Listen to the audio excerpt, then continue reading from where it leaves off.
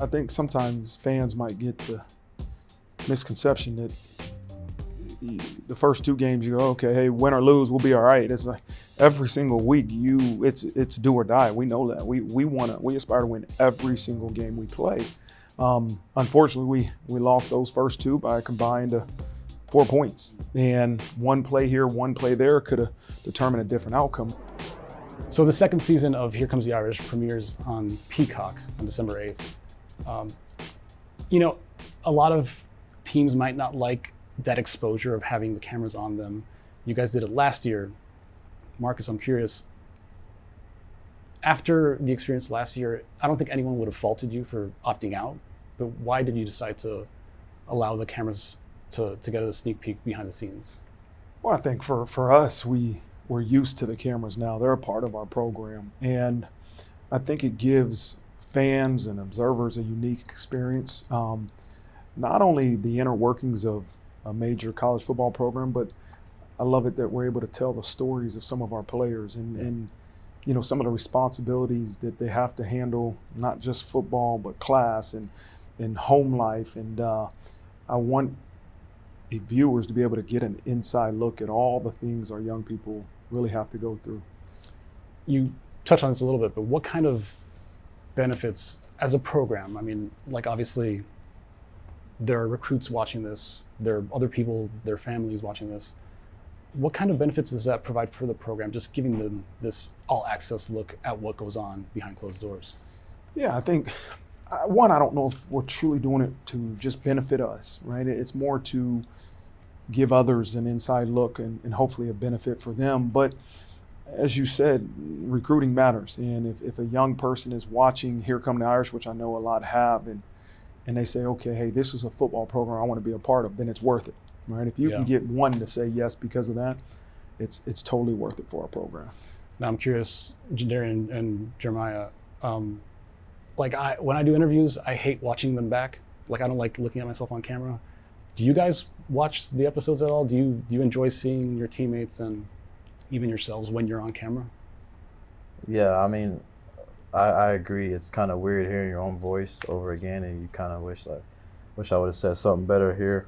But yeah, I like watching back and just you learn a lot about your teammates and the coaches. Just a lot of people being vulnerable and telling their stories, and it's really inspiring. And just being able to get the families involved too is pretty important. I would say I've watched a couple episodes.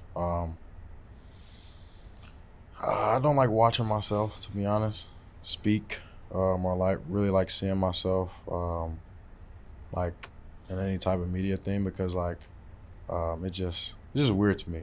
Yeah. Try not to watch too many things about myself. If I'm watching something, it's probably football related, like on the field or something. Right. But as far as I ain't watching myself. Yeah, No, I get it's it. weird I get to it. me. Yeah.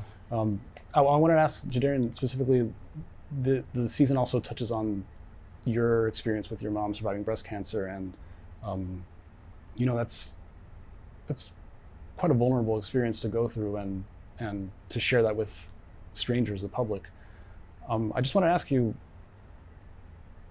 number one, how challenging was it maybe to open yourself up to that? And number two, what are you hoping that people gain from witnessing the way you experienced that experience?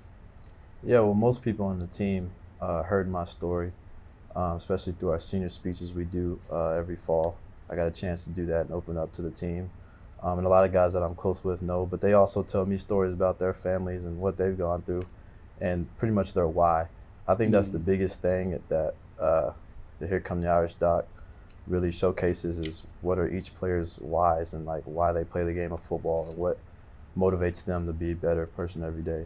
Yeah.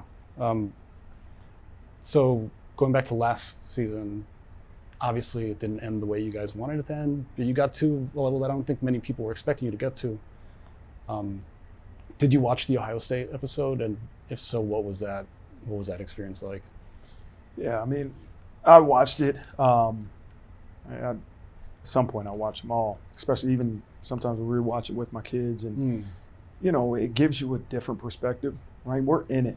We're in the moment, and it's interesting sometimes looking back and kind of just seeing it told through a story, right? And I think it just gives you an interesting perspective. It's not easy. We know the ending. Yeah. We live the ending, but Right. to replay it, I'm sure each person goes through different emotions. When you get over the disappointment of how it ended, you have gratitude for how that season went as a whole, right? There's one team that stands on top of the mountain each year, and we all know that's a goal of every team, and especially ours. But at the end of the season, you look back at the totality of that season and say it was a success. Now shifting to this season, you guys start out 0-2, two really close losses, games that I would imagine you guys probably felt one or two things go differently, you win those games. But I imagine you're still thinking about the long-term goals of the program, and you probably realize we need to win out essentially to have a shot. What was the message you gave to the team, and how do you think they responded to that pressure? Yeah, I think sometimes fans might get the misconception that the first two games you go, okay, hey, win or lose, we'll be all right. It's like every single week it's do or die. We know that. We aspire to win every single game we play. Unfortunately, we lost those first two by a combined 4 points. And one play here, one play there could have determined a different outcome. But for us, we had to get refocused on where are the issues and how do we fix them with a sense of urgency that it takes to continue to get the desired outcome that we want. But every week is its own Super Bowl. Every week. And each week you plan, you prepare, you work extremely hard to achieve the outcome that you desire. And then now that we look back, we see that we had 10 in a row. But when you're in the moment, man, it's just like all you're worried about is how do I work today to make sure we get the outcome we desire. What did you learn about your group going through that sort of like intensity about every week being do or die and seeing them respond the way they did? They're competitors. That's who they are. You're 0-2 and you could feel sorry for yourself and continue to blame the past on the situation that we're in, or you can say, okay, hey guys, we're 0-2, we embrace it. What are we going to do now? And I've been around the majority of these guys for a few years. I knew what they were going to do. They were going to do what they did, and that's double down on the brotherhood, double down on the work, and the outcomes will change. But you can't worry about just get lost in the work. And that's what they did, and that's what they'll continue to do. Jeremiyah, like this last month for you has just been like you've been popping off 228 against USC, 136 against BC, 147 against Pittsburgh, and like high school numbers against Syracuse. Has anything clicked for you just in this sort of last half of the season? Is there anything specific that sparked this run? I really just attribute all that to the work that not only I put in, during practice, but just our whole offensive unit puts in every single, day of practice. I mean, we're going out there every single day, finding ways to get better, making sure that we're being coachable, making sure that we're executing every single play that's being called. And as Coach said, we're trying to go out there every single Saturday or whatever day we play our game and win every single interval of each play. And that's really why those performances look the way they look. It's not all my own effort. It's the guys up front. It's CJ and our quarterback. It's the receivers. Blocking. It's the defense getting takeaways. It's special teams. Executing everything they got to execute. All that contributes to this team having the performances that we have, and then obviously me going out there and doing what I'm doing because the guys up front are doing their job and CJ's doing his job and the receivers are doing their job. Yeah. So you guys are in New York.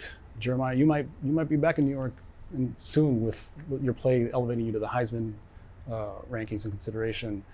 Jadarian, I want to ask you, make the case for Jeremiyah as a Heisman Trophy winner. Yeah, the Heisman Trophy goes to the most outstanding player in college football. And Jeremiyah is exactly that. When you look at the stats, the yards per carries, the impact he has on the game and our offense and the explosive plays we have and the spectacular plays that, everyone loves to see. he has all those, and he has a great resume on the football field, and him as a person as well. It's just something that's really inspiring seeing him on the field playing and with the confidence and the attention to detail that he has week in and week out. I want to ask you, Marcus, I mean, this is almost like an embarrassment of riches when you have these two running backs in your offense. I mean, you can make the case that they're the best two in the nation. What does that do, not only for a quarterback like CJ, who's in his first season starting, but just for the offense in general, for the team in general, even for the defense, knowing that you have guys like this that can get yards, can maybe score on any time they touch it? Yeah, they bring a level of confidence to everybody in our program, every coach, every player, when they're on the field. And very few programs have two guys at the same position that bring that to your team. And it speaks to the unselfishness of those two. You know, I was listening to Jadarian talk about Jeremiyah in terms of his Heisman, you know, the reasons he should be considered for the Heisman. And I think about, because we have two really talented backs, like, what's best for our team is that they split time. Like, we can't just have Jeremiyah on the field. We can't just have Jadarian on the field for the entire game, because it's what's best for our team.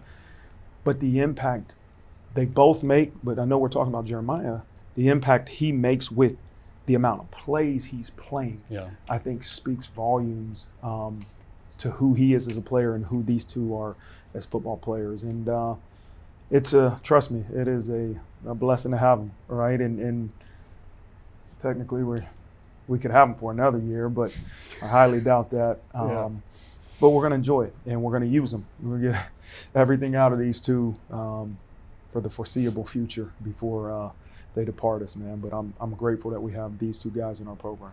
I think that's why the fans are always saying, just feed them the ball, because that's the duo.